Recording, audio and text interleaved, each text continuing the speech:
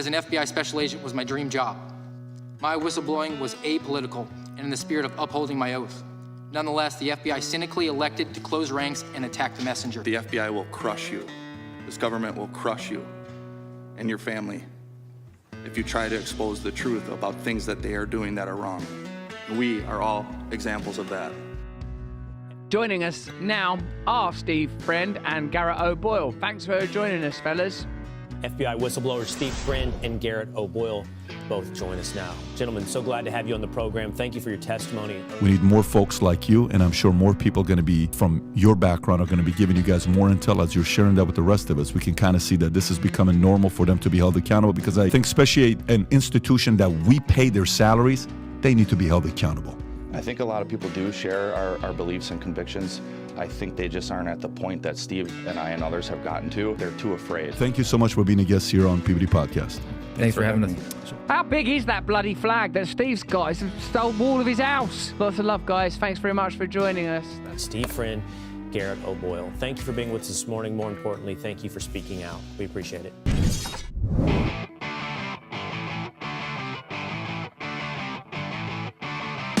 You're in the information age, but facts are in short supply. Reject the noise, ask bold questions, and pursue the truth with FBI whistleblowers and founding suspendables Garrett O'Boyle and Steve Friend. This is the American Radicals Podcast.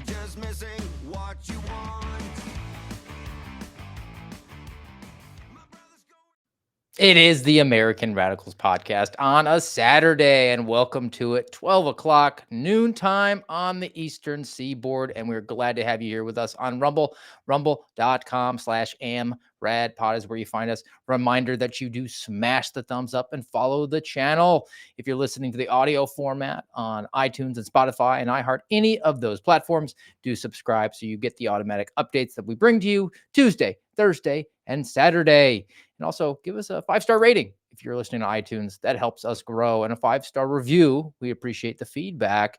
Saturday is always our favorite day because we are not in a time crunch. We can go a little bit deeper, which is fortunate for us today because we have the triumphant return of at GOB Actual. Garrett O'Boyle is here. He's in the seat. He's ready to join me because I held this in reserve. Today, we're going to be talking about some military issues, and I wanted to have the conversation with him because he wore the uniform, he served, and I think he brings a unique perspective. He'll be able to talk about it. The name of the show is Defenseless, which I think is a problem because there's a long track record in this country of evolution in our lethality as it pertains to our fighting forces. It seems like every single generation that grows up and comes forward and is prepared to bring the fight is more lethal, is more capable than the preceding. Look, as much as we can say, hey, United States, back to back, World War II, World War defending champions, the World War II fighting force would probably have gotten its butt kicked by the Vietnam era, who would have gotten its butt kicked by the Desert Storm era. And we keep going and going and going, but maybe we're taking a step back. So we've got some examples of that. We want to talk about it, and I am happy to have Garrett back with us today. Let's bring him on at GOB Actual. Good to see you, my friend. You had your Odyssey cross country. Did a speaking engagement. Hope it went well, and you're relieved to have you back, so I don't have to filibuster for 59 minutes. But it was fun. I think I blackpilled the audience, and I gave them a Bible reference or two in your honor. Well, I wouldn't expect anything less from a now 2 times suspendable like yourself. So I think you wear the crown or the championship belt. I'm waiting for you to do your best Hulk Hogan. We got to make you some type of worldwide suspendable champion belt. But that should be a t-shirt merch idea. We should come up with some sort of draped WWE belt over the shoulder with a suspendable giant, yeah. Well, we'd only make one of them and it would be shipped directly to you. But yeah, it was good. I mean, kind of a lot of driving, but aside from that, it was good. It was the same group I spoke for or whatever in December, but they had Sheriff Mark Lamb, which I got some of his books, which is kind of cool. Good dude, but yeah, good trip. Those people, they're very decent people out there, very, very welcoming. And some of them, like many people, which is partly why we ask you guys to share the podcast, is because there are so many people out there who just don't know. Like one guy I talked to afterwards was like, so, like what happened, and I said, oh yeah, I was in the middle of a transfer across the country. And then he was like, that was you. I heard all about you. And I'm like, well, I mean, I kind of have a distinctive look, like my beard and my hair was down, and like, I don't know. And nothing against him. Like, I'm grateful he came to the event and everything, but there's just so many people out there who don't know the depths of how wicked our government is. And there's a handful of you out there who, like us, we kind of pay attention to it every day, and we think other people are, but they just aren't. So we got to spread the word a little bit if we're going to truly bring America back from the brink. Well, let's talk about maybe our military being at the brink if it's not too late for it. And I try to keep a couple of ideas for shows in reserve just in case we have, you get to big time us and go do a speaking engagement. I have a couple things plotted out and ready to talk about. And I could always dunk on the FBI. But this one was unique to you. So I held it back for a couple of days because I want to get some good war stories. I come from a town that's a military town, Savannah, Georgia. You have Oh yeah, Army Ranger presence time. there. Yeah. So buddies that were in police work, and then just people that I grew up with wind up joining, and they always gave me their anecdotes and curious if maybe there was some overlap. But the Venn diagram, the Kamala la Venn diagram overlaps with your experience, but there are some problems. They are legion, and a lot of them are derived from what we all experienced in 2020 and 2021. And if you're still around, you're going to experience again as the coronavirus reporting standards are going to be re-implemented soon. But the coronavirus vaccine and its impact on our special forces, specifically Navy SEALs, who we tend to think of as like the catch-all for special forces. I think that's sort of the pop culture SEAL Team 6, right? Yeah. I saw this story. New Navy report reveals a rare SEAL training attrition data. Oh boy, It that comes doesn't sound good. 2023, June of 2023, because there was a SEAL who died in training. So there was sort of like this investigation. This was Kyle Mullen who in BUDS training, which is basic underwater demolition. That's Hell Week. That's what you see in the movies, right? And that happened in February of 2022. So nothing moves quite as fast as the government to get you a report 2.5 years, well, actually, a year and a half later. But they're looking at attrition rate within BUDS, and that's a pretty high attrition rate anyway. Those guys are high speed, low drag. They expect to have most people drop, but they still want to get the best of the best. So each year, according to the report, there are 888 candidates in BUDS, including officers and enlisted, and they hope to graduate, or they look to graduate, 175. So less than a quarter are expected to actually make it. That's considered successful. The average attrition rate since November 1998 has been 68%. So that would mean 32% make it through. It also confirms that all BUD students also know that once you make it through the first phase, there's 3 phases. The first phase is where Hell Week, that's the last week of it. That's where they really kind of separate the wheat from the chaff. And once you make it through the first week, second and third phases are more skill based. So if you don't have the requisite skills to make it, then you wind up dropping, but it's not because you don't have the willpower or the physicality. So most of the people got weeded out in that first phase, and then it's like 5% and 3% in the second 2 phases. It's a lot like law school, I guess. Yeah, I suppose. It adds that attrition due to candidates dropping on request during weeks 1 through 3 in the first phase rose during 2021 and 2022 to 48% and 49%, and they normally expect only 30%. So That's quite the increase there. it's like a 50% increase in the number of people dropping out in the first 3 weeks alone. Okay. What could it be, Steve? What could have caused that? Well, we have to ask the expert. The expert Uh, being Captain Bradley Geary. He was the Ah, commanding officer of Naval Special Warfare Basic Training Command. So he oversees the training. And he mentioned that in one class, over 100 people quit within 72 hours. The data shows a massive attrition spike when the coronavirus shots were first imposed. dun dun dun. So did we do this to ourselves? That's the question in our special forces. And we're sending those guys in. I mean, as much as Kamala Harris says that we don't have any troops in combat right now. Oh, dude.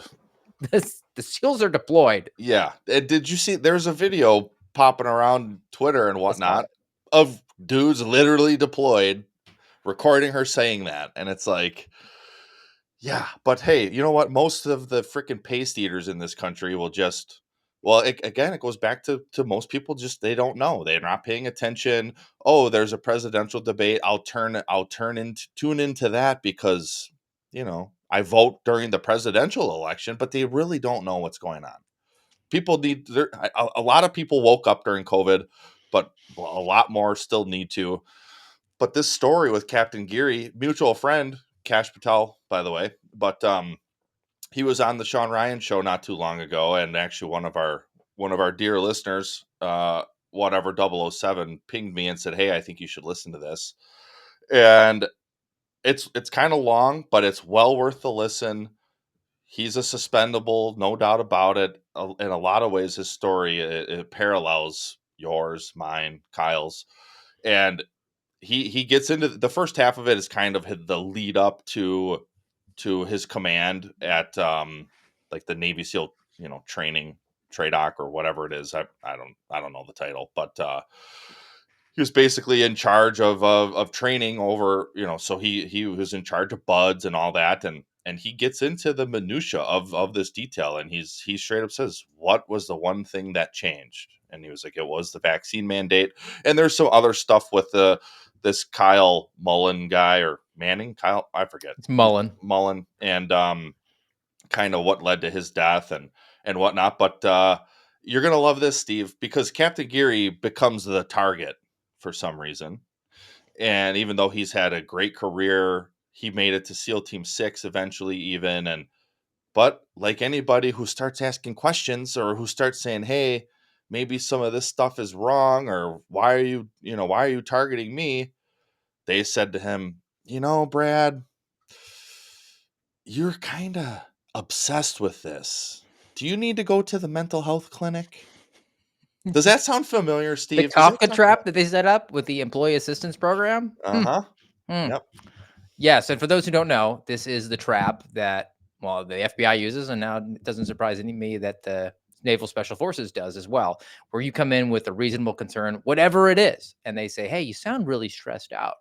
We have these programs. We don't want you to suffer from any sort of mental health problem. We are here to support you. Do you want to seek assistance? And that's when the trap is set, because if you say, yeah, you know what, I'm struggling, I'd like to talk to someone, they say, oh, you're crazy. So everything you're saying is just, we can throw it out the window. And if you say, no, I'm not crazy, I'm living my best life here, I just have a reasonable concern and doing what you train me to do, they say, oh, you're refusing to participate in the plan, and you have to do the Kobayashi Maru and just refuse to play the game. So when that was thrown to me, I just laughed and was like, bro, I live 5 miles from the beach. I'm living my best life in Florida. Are you kidding me? Have you seen this skin complexion? Fantastic. I thought that was from all your drug use, Steve. But that sounds like it's a tried and true technique to rid people out, or at least get the paper trail started on the person who's refusing to just follow orders. Yep. Here. And it seems like this guy, I mean, I didn't listen to this podcast, but if his background is in the SEALs, he's a capable human being, and those guys tend to be higher IQ even. I mean, they're not just like knuckle dragging guys. They have to be thinkers, thinking outside the box. And he's in charge of bringing up the next generation. He's obligated to make sure that they're filling the slots. They can't just be short on people, right? And if he is noticing a trend where they're not cutting it in, it's not just a black swan event. This is over a couple of years, and says, well, what is the cause of that? And he came up with a legitimate concern. Yep. And they just said, well, no, it can't be that. We don't want it to be that. Yeah. So we're going to make it not. Yeah. That it's just, and that's indicative of where the priorities are. They're not really interested in creating the most lethal fighting force possible. They want the fighting force that is just willing to go along with this. And if that means that they're less capable because they're not pushing enough people through, they just don't have the physical bodies, or the people that do get through are suffering from, I don't know, myocarditis or blood clots, I mean, that's no totally normal for 22-year-old dudes who can knock out 200 push-ups and 50 dead hang pull-ups and run a 5-minute mile. They just keel over because I don't know their heart, Yeah. but just couldn't handle it. Yeah, I can't take it anymore. I mean, and that's another piece of this, and it's military. We saw it in the FBI. It's all these levels of government. The vast majority of these higher ranking officials, they just stick their head in the sand and act like, nope, it can't be that. Like a guy who's become somewhat of a friend of mine. I kind of met him through all this. He's a Green Beret, and very similar story, and he resisted the vaccine, and it's beyond clear. I mean, he shared some stuff with me. It's beyond clear that he's being targeted for this. Even all this, I mean, it's September 14th of 2024. So the mandate is at 3 years old. It's been sunsetted for at least a year, I think, maybe probably close to a year and a half. And he still is on their list, and they're coming after him, and he'll call him out and say, I think this is, rooted in the vaccine mandate, and they'll gaslight him and tell him it's not. And then a couple weeks later, he's brought up on some type of new, punishment. And it's like, well, that seems retaliatory. And they say, well, no, it's not for the vaccine. Just like us, Steve, right? It's not for your whistleblowing. No, no, It's not for you not taking the vaccine. It's because you broke some other policy that we found over here, or we allege that you did that. It's just, it's so frustrating. It to me, the root of it is cowardice. When I was in North Dakota, I mentioned that because one of the questions, because we did a Q&A, somebody asked like, hey, is it just the upper echelons of the FBI? And I was like, I've kind of pivoted on my answer on that, because I used to say, yeah, it's, your GS 15 and up, by and large, all of them, not all, but most. Definitely once you get to the SES level, I would say it's 90% or more who have drank the woke Kool-Aid. And then GS 14 level. So, for those of you who aren't aware, that's like your first level supervisor. GS 15 is an ASAC. That's your second level. And then after that, it's your SES. And, I said, well, all these people who are GS 13 and below, so like a regular normal FBI agent, they see the same stuff Steve saw and I saw, and similar stuff and new stuff, because we've been out of there now for 2 years. Have you heard anything about any new FBI whistleblowers? I haven't, because they've been culled. And I said, so, how good is the rank and file when they're not blowing the whistle? And part of that is intentional. They're afraid, because the agency, look what they do to whistleblowers, and I think a lot of people have seen what they've done. Nonetheless, like, you swore that oath, man. You swore that oath to the Constitution. So are you going to stand by it, or are you just going to be culled? And um, Sheriff Lamb said, I forget who he attributed this quote to, but he talked about it, because I said I think it boils down to cowardice, and he talked about how it's compliance. And I've been thinking about that a little bit, and I think it's both. I'm just going to comply with what people tell me to do, or when I see bad things, I'm just going to, cowardly steer away from it and just try to get to retirement. Complying your way out of tyranny is good track record of success. Yeah. And to finish on this particular story here with the Navy SEALs, the concern to me is, and maybe Garrett, you can sort of echo this or contradict it if you think so. It's my contention and my understanding that our military is basically special forces driven at this point. We're really sort of precision based in the way we're doing things. We're not doing the giant buildups, and we're not deploying amphibious vehicles to storm the beaches of Normandy anymore. It's more these small units that we're really relying on to carry out what we have, because we don't have the full scale declaration of wars like we had 80 years ago. Yeah, I think that's true. I think I started to see that trend when I was getting close to the end of my time, because we were still pretty heavily involved in Afghanistan, but Iraq was drawing down by then. And then when I got out, and then like I knew guys who stayed in went off and did different things. And one of the guys, good friend of mine, he's a pretty high ranking enlisted guy in special forces himself now. And he has been all over the place. And then this is ancient history now, but think of like 2013, 2014 with Syria. We didn't send like an infantry brigade or numerous brigades to Syria, but we had tons of special forces types there. And whether that was it's probably all of them: Navy SEALs, Delta Force,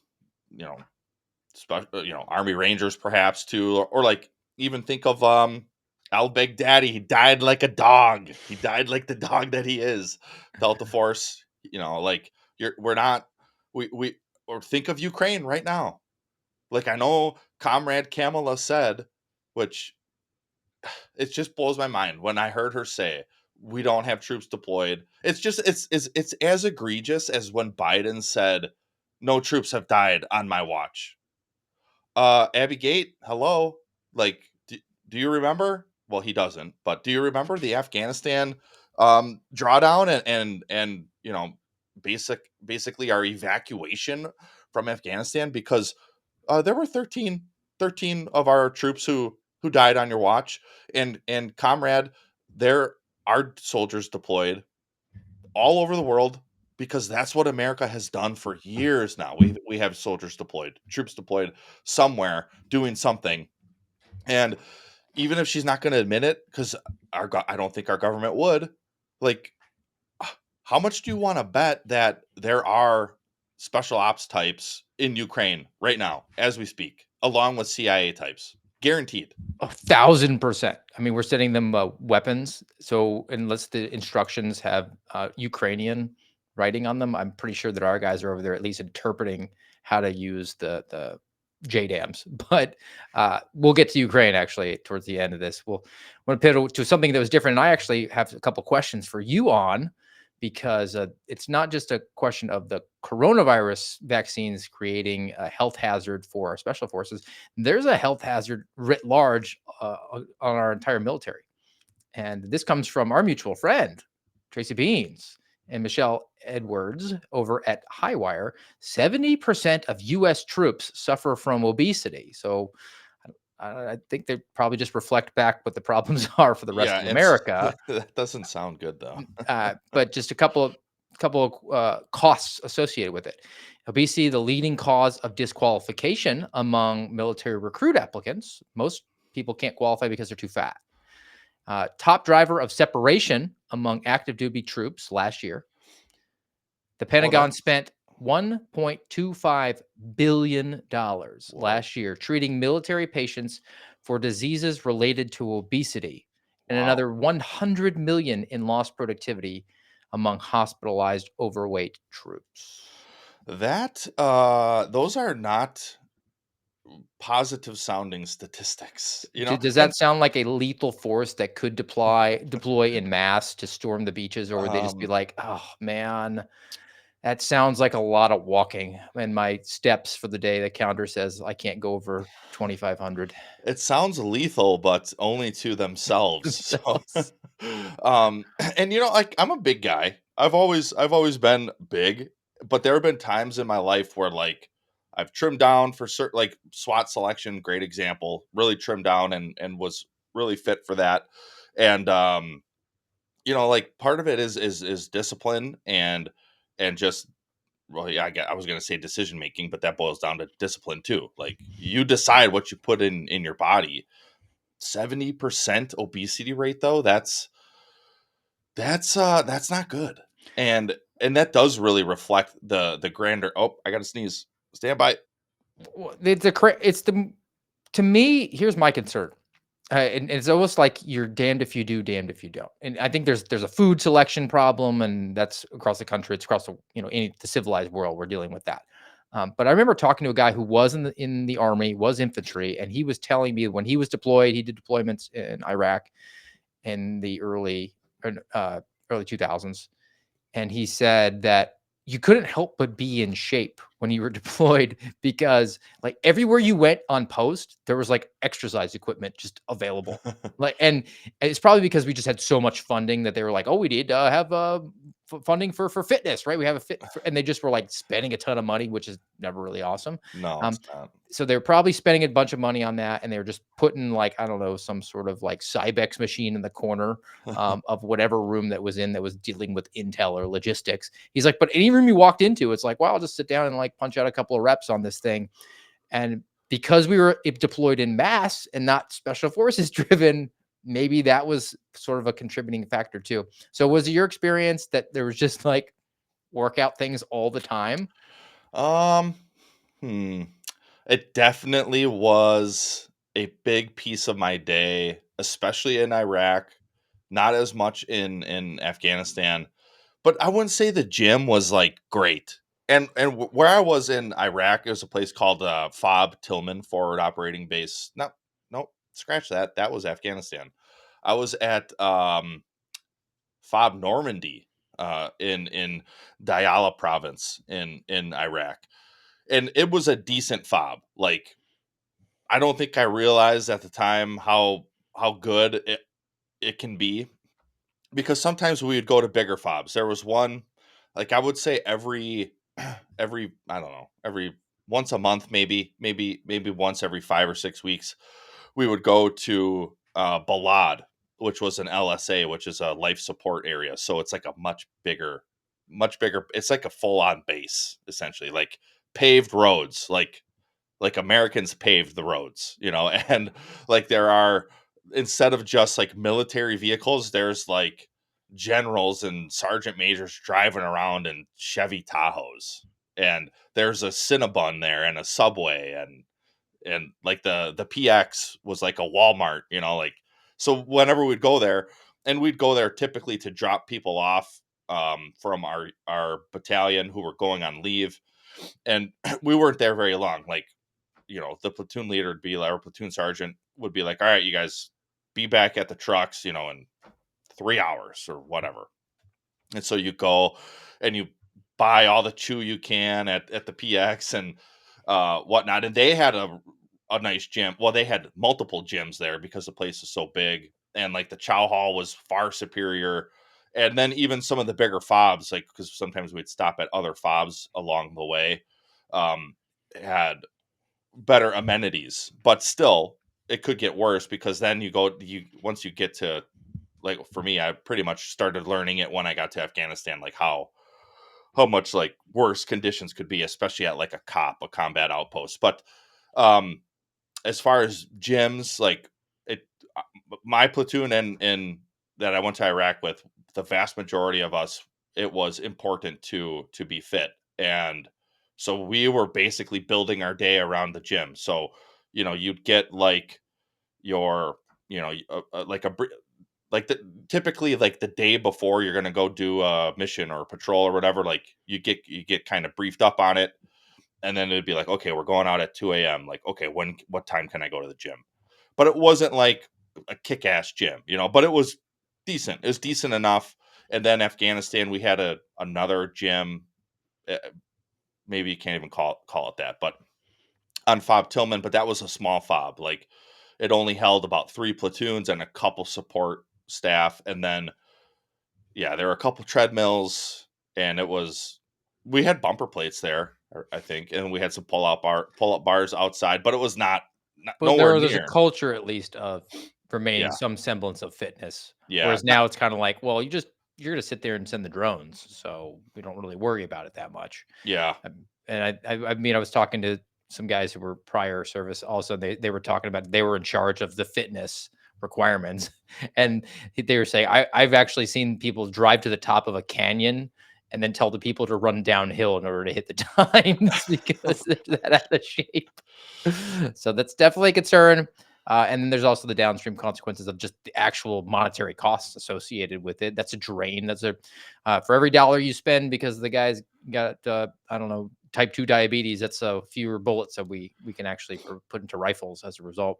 Yeah, Um, like I'm not saying it's wrong. Like I think our troops should like for us again, especially like my time in Iraq, it was a great outlet too. But I wonder, just in sheer shipping costs, the government spent to send. I mean, they had to send. I'm thinking of just all the different bases out there. They had to send millions of pounds of of weights. That couldn't have been cheap. Man, Rogue was like, darn, we hit too late. We Yeah, hit too late. Now we're just relying on garage gyms from yeah. Speedrun. All right. So and then there's this other issue I found, which is I don't know, parenthetical to the military. It's definitely military adjacent because they're not service members, but they do service the military, and it's a manpower problem. And it's about naval support ships. And they're having manpower issues themselves. They're going to wind up sidelining 17 support ships because they just don't have enough mariners to staff them. That doesn't sound good. Military Sea Lift Command is what it's called. They have a fleet of logistic ships that refuel and resupply Navy ships around the world. They're crewed by 5,500 civilians who are employed by the Navy. So they are Navy employees. They're just not seamen. They're not sailors. For every billet on one of their ships, there are 1.25 mariners to fill the positions, which means that at that ratio, our mariner would be at sea for 4 months and off for 1 month, and then return to work, which that creates a huge burnout from Yeah, people. for There's no sure. work-life balance, and they've had people fall off as a result. And here's a quote from one of the people in this industry. They said, during coronavirus, nobody was getting off the ship because of the quarantine stuff, right? Mariners were being treated poorly, and so they started to quit. And then mariners have been quitting at a greater rate, and then they can hire new ones. People say, I had to quit because it's a terrible work-life balance. I can't go to sea, and also I have a family, so I've got to leave. And you can't blame them for that. But now there's going to be fewer ships out there available to refit, resupply our naval destroyers and battleships and carriers if there's a kinetic problem. And we seem to be edging closer and closer to that on multiple fronts now. We're going to have a weakened ability to refit those vessels out there, and that'll only hurt our ability and make us less safe as a country. I don't know if I'm correct when I say this, but 17 sounds like a lot to me. Like, I don't know how big like certain fleets are. Like, that's probably a George Hill question. He'd probably know better than either of us. But 17 sounds like a lot, especially when it's support like that, because they are doing all those things. They're coming out for repairs. They're coming out for refuel if for some reason you need it, or you know, different repair they're coming out for. And yeah, also with this type of turnover, you're not having people who are well versed at their trade because they're hiring new people. You know, the People worried people about spending time with family are young people, right? yeah, So then you're going to have this age gap of guys that are just old and crusty, or they're just in it so long they're like, I can't do anything else. I'm just going to do this. yeah.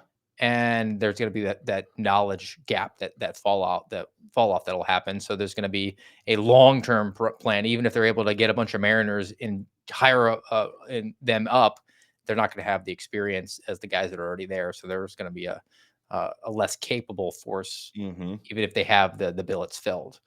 And so now we're kind of identifying some of the problems that are making us weaker. And as a result of that, the perception around the world is that we can be messed with, right? And I talked about this on Thursday, the social compact that was associated with being an American. Like, there should be the fear of God put in anyone. You don't touch a hair on an American's head, because Right. otherwise warheads on foreheads, right?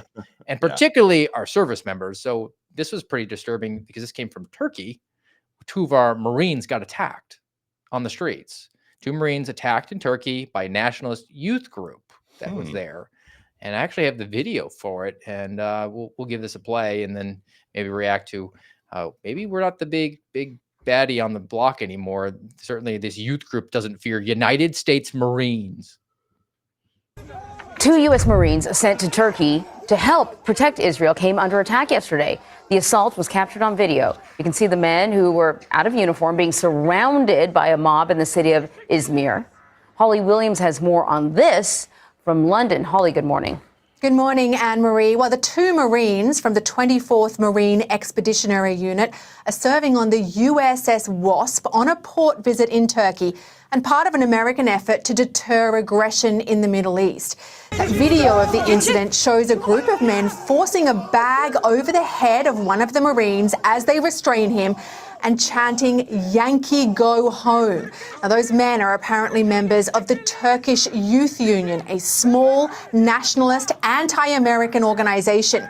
The group posted the video online, writing, "US soldiers who have the blood of thousands of Palestinians on their hands cannot defile our country." All right, pause it there. Dude, that, okay. Okay, that is where, if you have a legitimate government, and by legitimate, I mean one that, like you just talked about before you played that clip, you're putting warheads on foreheads if you mess with us. And that's how that's how we've been for a long time. That's at least since World War II, where we came home and we said, all right, don't mess, FAFO, right? And Like you mean you put a bag over the head of one of our Marines when he was on shore leave and he didn't suffer any major injuries, but we had that video circulating. How about a regime change, Turkey? yeah, Like we're sending in a black team and we're going to Mhm. absolutely orchestrate a coup yeah. in your country. And at a minimum, it's the president, which it's not Joe Biden. Joe Biden he's defunct.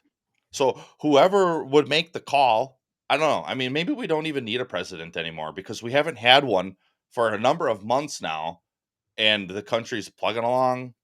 I would Plugging along. say like normal, but it's not quite like normal. And but the president would get on the phone with Turkey's president and he'd say, "Okay, dude, you poke the wrong bear. So here's what's going to happen. You are going to round those guys up and summarily execute them on TV, or we will. Your pick. Oh, and you have 5 days to have it done. Or you're sending a Delta Force team or SEAL Team 6 team, and you're going in and you're yoking up this entire group, and they're floating in the sea like Osama bin Laden at the end of the day. Like that's it. And we're not advocating for like interventionism overseas, but there's a social compact that like I gave up some of my freedoms, my God-given liberties to be part of the country. And one of those things is like you have my back no matter what. And that's what people seek. That's why young men join gangs. Like I'm not saying that the Bloods and the Crips are a good thing, but like that your boys got your back, right? Mhm. And our country doesn't. And they certainly don't even have the back of military service members. We talked about before how, the FBI is saying that veterans are anti-government extremists. People that work for the FBI who have a military background, they're looking into and saying, well, they might be a whistleblower, so let's investigate them. And that's to extend it outside the FBI. We said we don't have a president. Well, we have John Kirby, right? We have John Kirby. And he had a little bit of a faux pas. He accidentally replied all on an email that included Fox News. Oh boy. His quote was, "No use in responding to a handful of vets." We call this accidentally honest.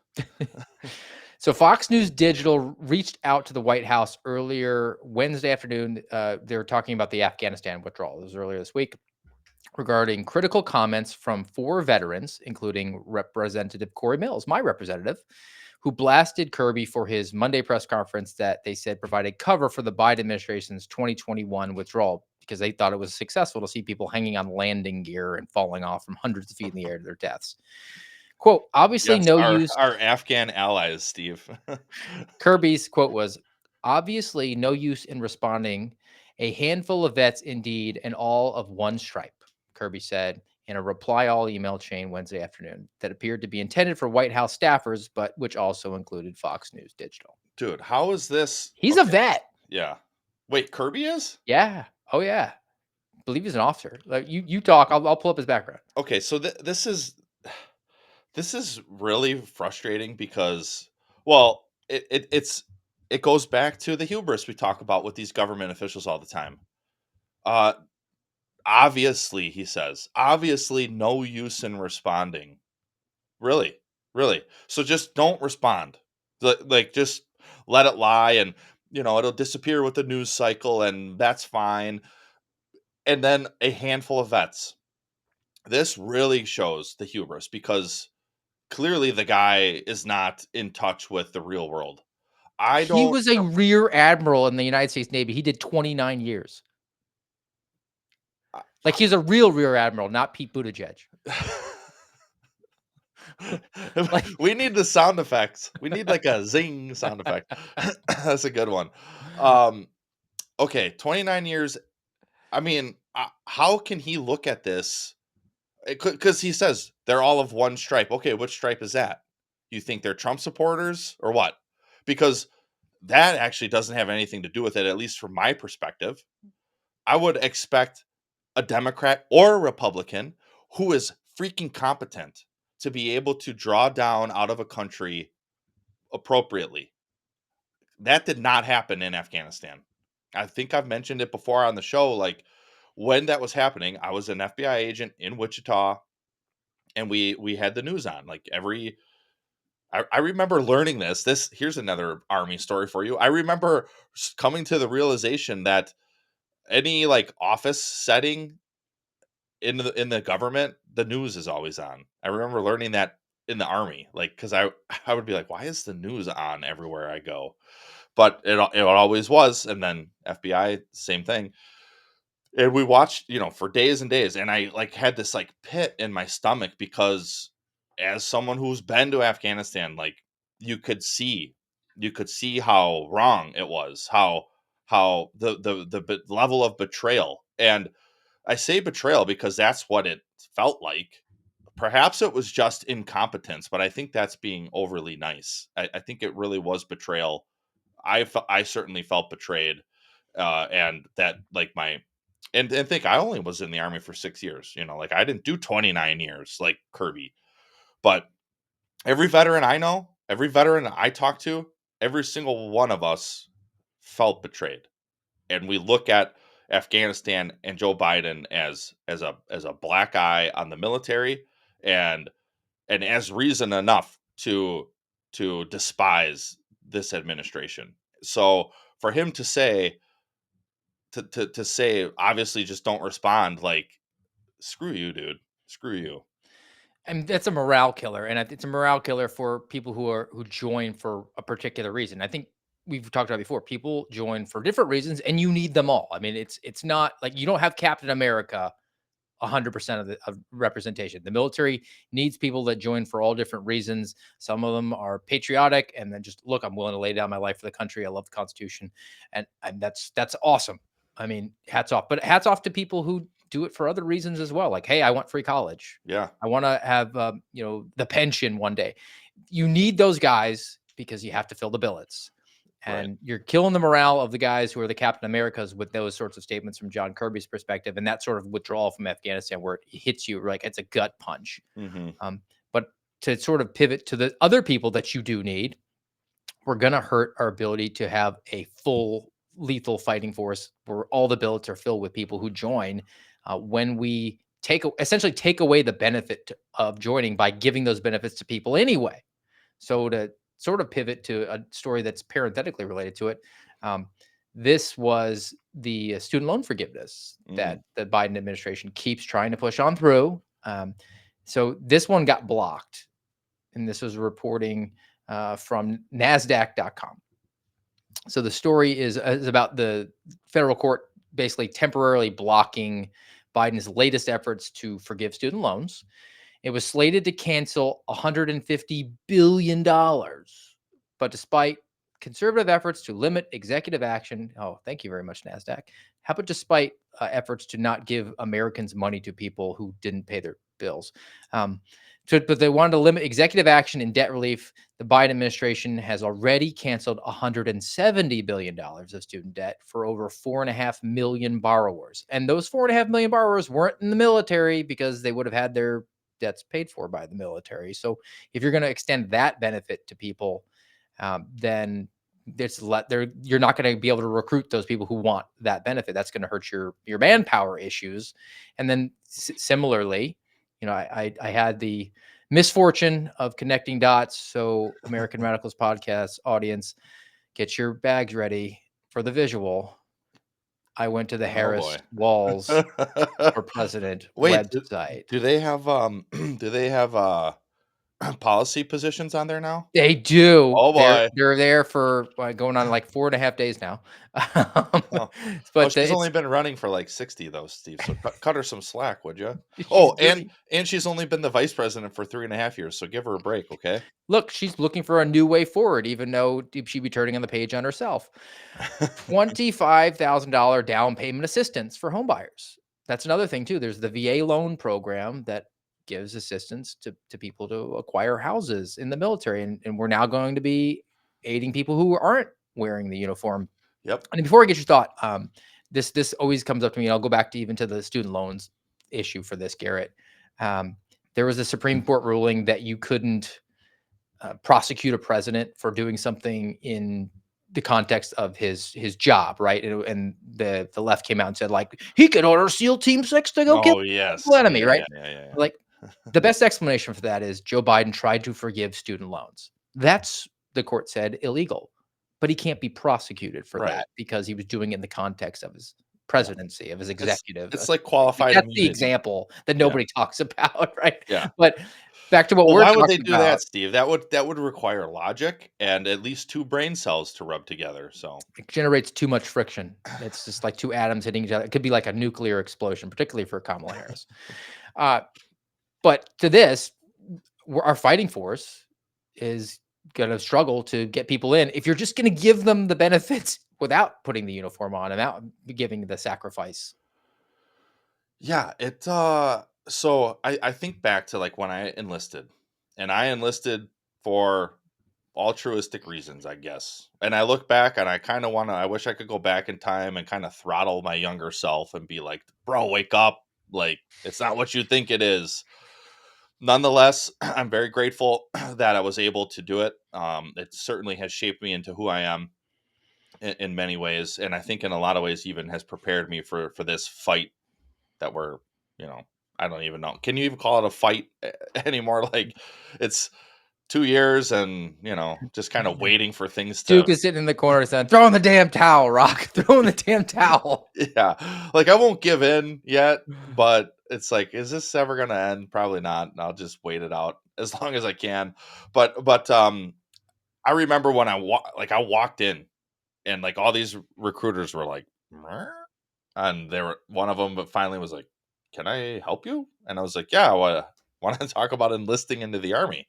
And then they were all like, and anyways, because I asked the guy and I was like, that kind of seemed weird. And he's like, yeah, we don't get a lot of people who just walk in to join. And I was like, oh, really? Okay. Well, I thought that's kind of You how were it like a worked. guy walking into a car dealership that was like, I will pay sticker price and say thank you. Yeah. And then when I was like, yeah, I want to be in the infantry, they were like, what? But I remember like he went into his pitch about the GI Bill and all, and I was like, look, I don't really care about that stuff. And he was like, he was befuddled. Now, in retrospect, I'm really grateful for both the VA loan. I've used that before, and the GI Bill. Like, the GI Bill is in part why I got through college, like, or at least why I was able to go to Marquette, which, if you don't know, Marquette University is a private Jesuit university in Milwaukee, Wisconsin. And you might have heard me say private, and you'd be like, well, how did the GI Bill work there? Well, at some point, some of the GI Bill stuff changed, and I think it's called like the Yellow Ribbon Program. So private schools could basically participate, and Marquette was like, yeah, if we'll just take his GI Bill, and then we'll basically just wash the rest of his tuition. And I wouldn't have been able to go to Marquette if it wasn't for the GI Bill, and I'm glad I was able to go there. And I graduated with honors, as some of you may know. And it's for me, in this area of Wisconsin, like, being a Marquette grad is like, oh wow, you went to Marquette, like, similar to Notre Dame. another prestigious, Allegedly prestigious, allegedly Catholic university. That's right. Yeah, that's a whole nother story. Right? Like, but these programs, they certainly are a benefit to attract the type of people who do just need to fill billets. And I used to think, like, screw those people, man, we just need diehard Americans. And it's Not like, enough of them. no, there's not. There's hardly any. Even guys, like, the ratio is probably higher in the infantry, but not all of them are like, yeah, I did this for America. Some was, well, a judge straight up told me, like, you got two options here, dude. You need to go enlist, or I'm going to put you in prison. Like, you got 30 days to be back here with your recruiter proving that you enlisted, and, or like one guy I know, he was like, yeah, man, where I lived in Tucson, Arizona, like, I just knew there was nothing there for me, like gang stuff, and and so he got out. But great infantry dudes, both of them, both of them dead, oddly enough, the two I'm thinking of. But weird. But now my brain is scrambled. But yeah, it's you're gonna get all different types, and it works, or has worked. It doesn't seem like it's working like it used to. Or then there's certain positions like a dental tech. You're not going to get some constitution beating person to be a dental tech. Like, you're going to get someone who probably wants to get into the dental world when they get out or something. Yeah. Well, it's just a job. They're there to learn a skill. Yeah, it's a job. Yeah. And it's a job, it's a government job for now, but there's a service component to it. And we need those people.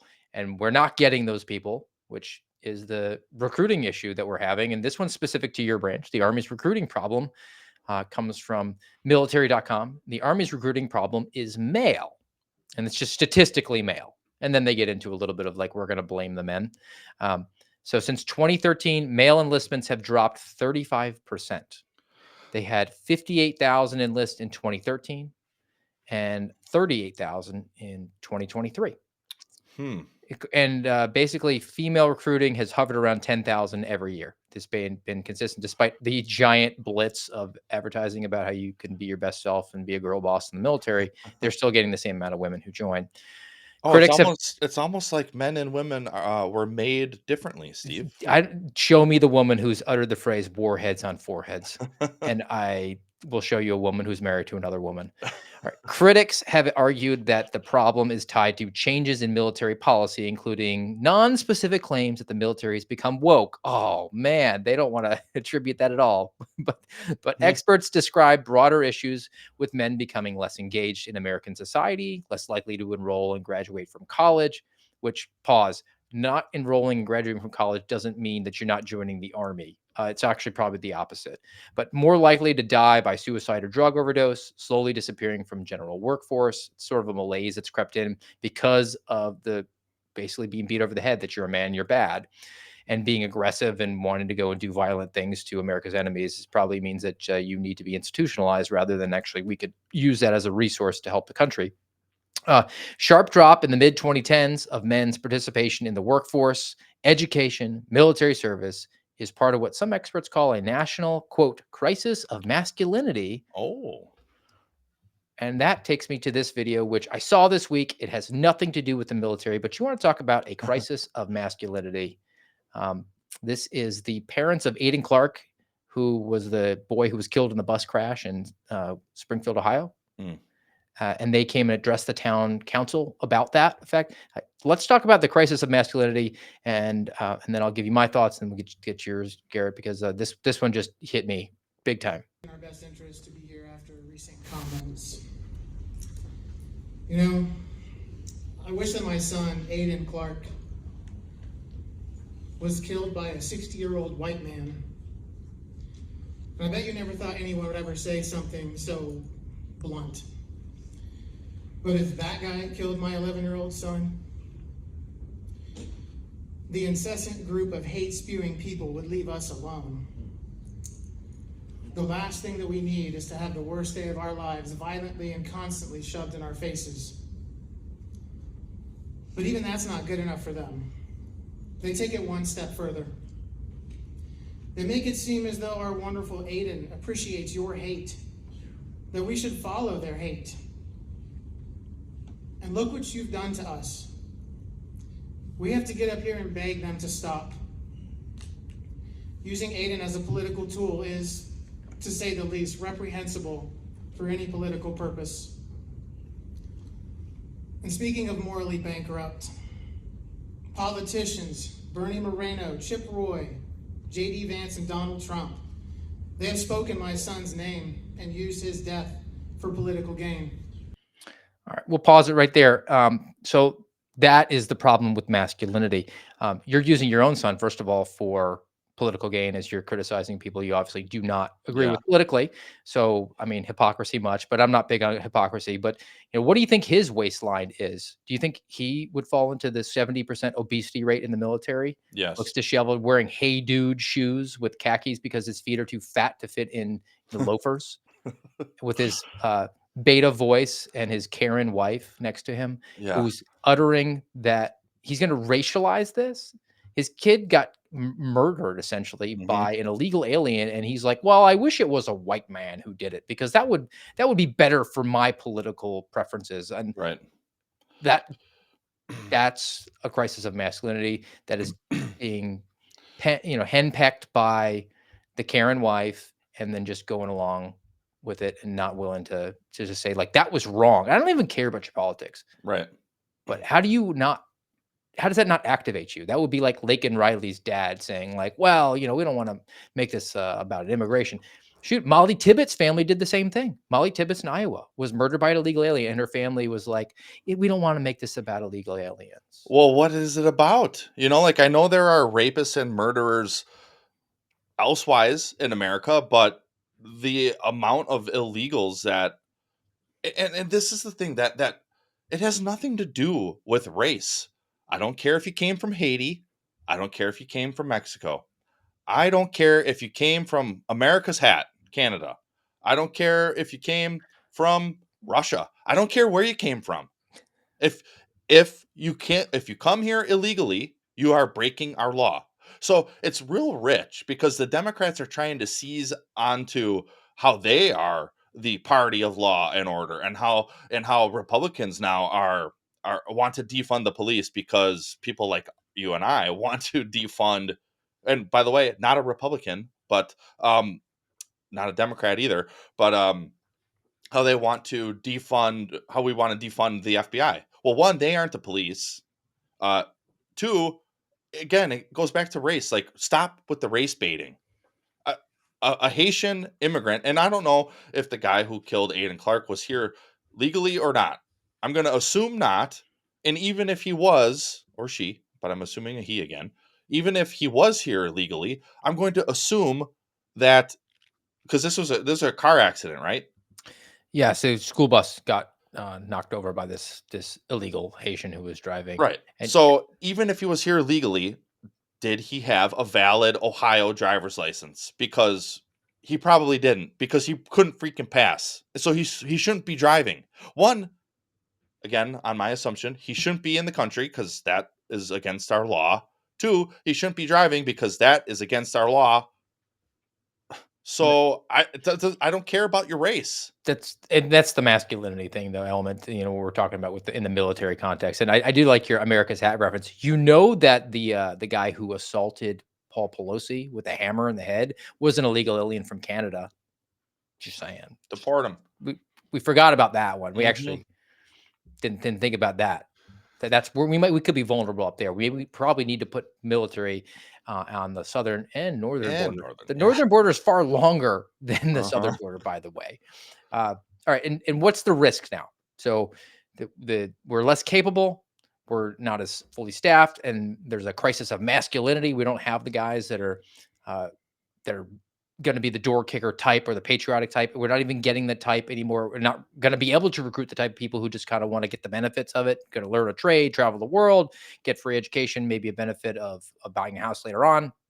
And what is the threat nature? Their threats are legion all over the place, but I did see these stories that are kind of connected to the Ukraine.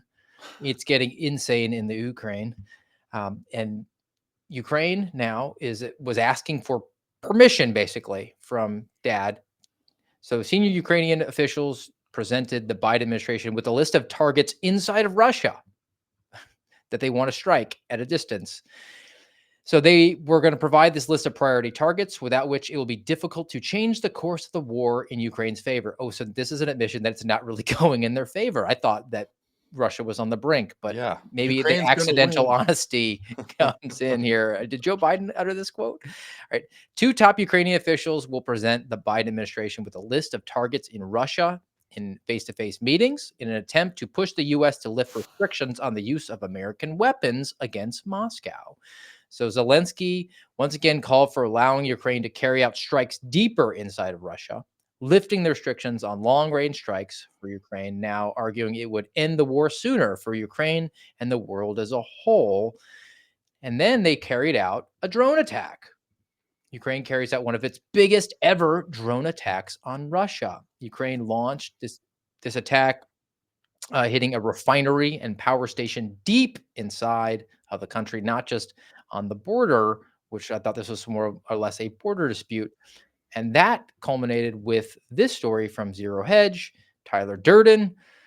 Russia updating nuclear weapon doctrine due to the Western escalation of the Ukraine war.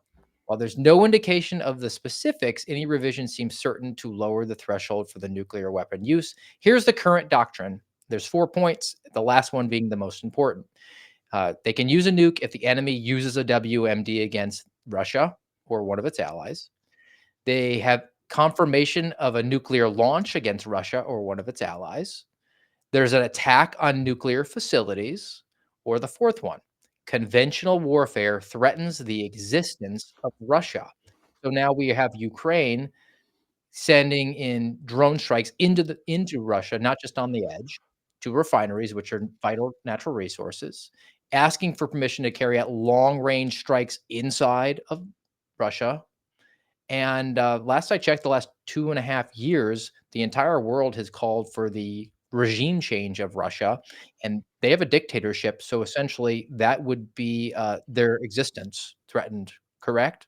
Mm-hmm. And we have a force that is 70% obese without a naval supply capabilities, and you're going to probably need some boats to go over there when inevitably Zelensky was like, hey, we got to need the U.S. here, back-to-back World War champion. Yeah, come save us. So No special forces either, because they're all keeling over from the vaccine. Or getting out because they've realized the ridiculousness that is the United States military today. Dude, this is not doesn't bode well, I don't think, for America or Ukraine, to be honest, because one, it makes me wonder, like, why are they asking permission? I thought they were a sovereign nation themselves. So just do what you want, Vladimir. But you know why? It's because Ukraine is basically a giant CIA base, and we've basically co-opted it for our own purposes, and I think some of that is coming home to roost finally. And I don't know. It's because what do I take in, Steve? I take in Western media, so I dig a little bit if the fancy strikes me, because I am curious about what's going on in Russia and Ukraine, and I don't believe and I don't trust what we are told here. So I think Russia is a lot stronger than we've been told, and I think they're a lot more formidable. You know what? I should have pulled it up. I might have to. Have you seen the U.S. Army versus Russian Army recruiting videos that are kind of side by side, dude? I have seen them, and I mean, and look, you and I are kind of children of the '90s. And I know you bleed green, right? But even you have to admit that the United States Marines recruiting video, where the guy like has a giant sword and fights this like Oh, flaming dude, demon, and then he goes epic, into the dress blues, is the epic. most dope recruiting commercial ever. It gives me Yeah, chills even thinking about it. yeah. We don't do It's that anymore. We talk about no. how I have both my moms, and now I have a career in Intel. Hmm. And then Russia's like out there just climbing ropes and nets, and I don't know what they're saying because they're speaking in Russian, but it sounds like It's more very masculine. masculine. Yeah. It's not join the military so you can learn a trade. It's join the military so you can put warheads on foreheads, and they Mhm. want to get you as aggressive and patriotic as possible. Yeah. The things that we used to actually appeal to, they tried to get kids watching Nickelodeon when they were 8 years old to think like I could wield a giant saber and kill a fire demon if I Yes. joined the Marines. Our propaganda was far superior back then. Uh, um, so I do have a palate cleanse that is military related. At least give us a chuckle as the demise and fall of the United States military. But I do want to give Garrett. We're clamoring for it, Garrett. I mean, Yes. a reference or two from Real Steve Friend is not enough. What are your perspectives you want to share today? Yeah, yeah. So we're going to the book of Psalms today, chapter 33, because it's not an army who will save our nation, Steve. It's only the Lord who can do that. And although I want to read more of it, I won't. I'll start in verse 13. It says, "The Lord looks down from heaven. He sees all the children of man.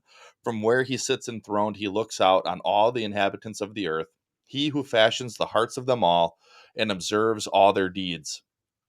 The king is not saved by his great army. A warrior is not delivered by his great strength.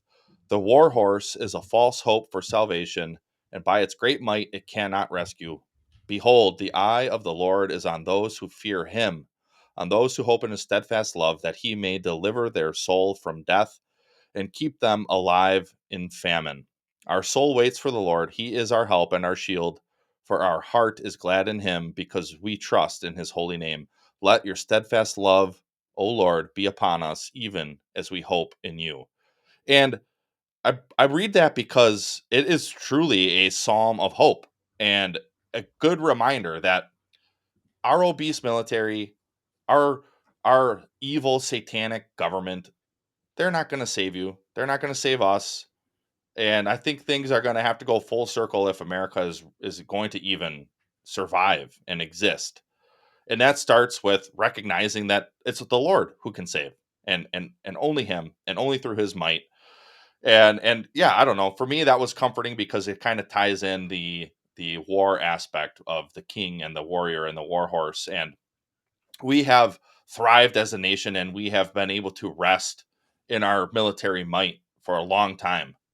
And you know what? That might be coming to an end. It certainly looks like it is.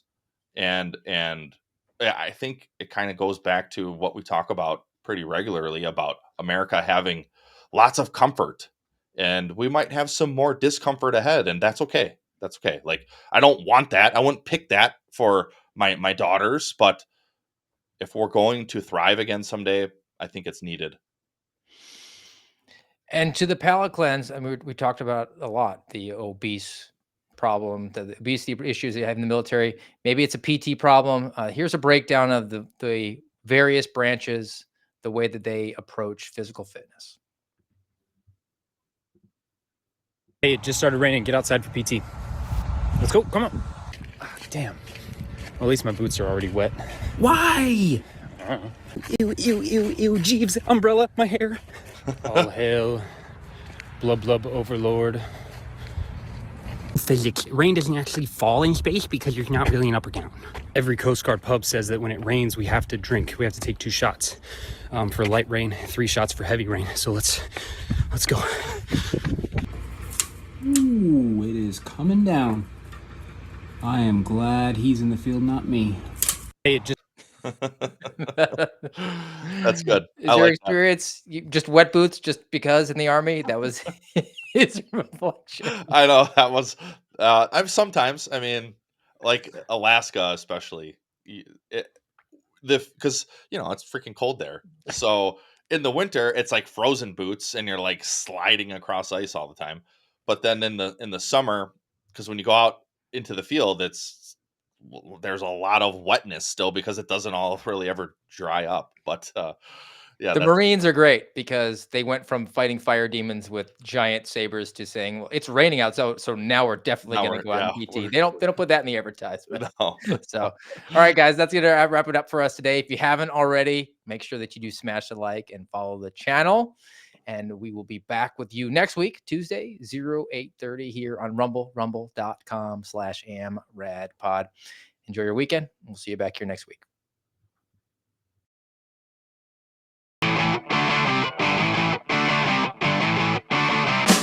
listening to the voice of the Suspendables on the American Radicals podcast. Follow us on rumble.com/amradpod.